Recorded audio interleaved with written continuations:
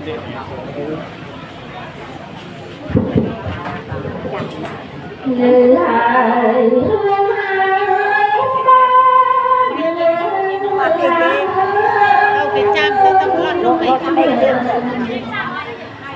រះគុណម្ចាស់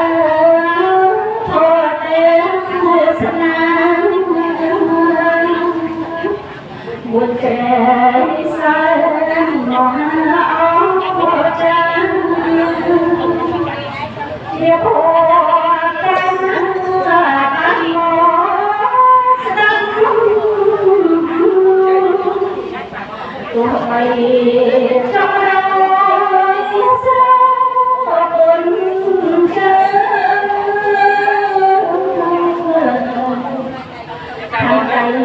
បានយើងអូត្រង់ត្រង់ពីរួដំសំជាច្បាប់អធិបាយសម្រាប់បក្រា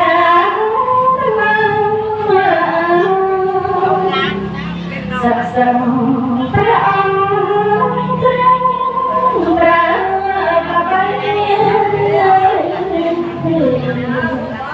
ប្រសាទលោកនៃអន្តរទោះបីលាក់ងំខាងបញ្ញាទុំយល់អត់ណាសក្តី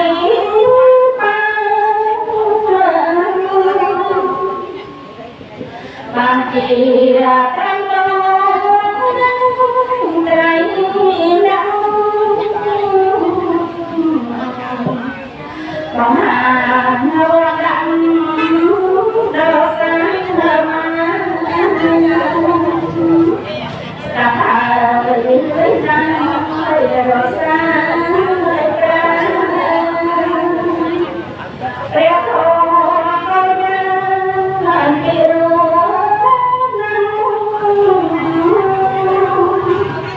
ឥឡូវចាំហើយចាំ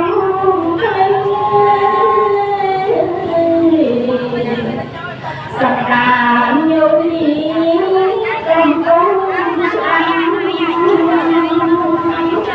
តែឃើញហើយព្រះគុណម្ចាស់តាមគុណដល់ស្គាល់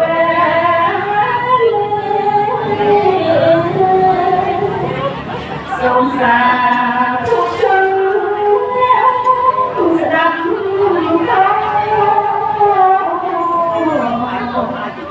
បានស្រុករមនី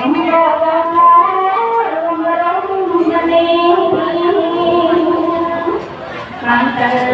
នៅពេលត្រង់គ្នាតាមចិត្តសភា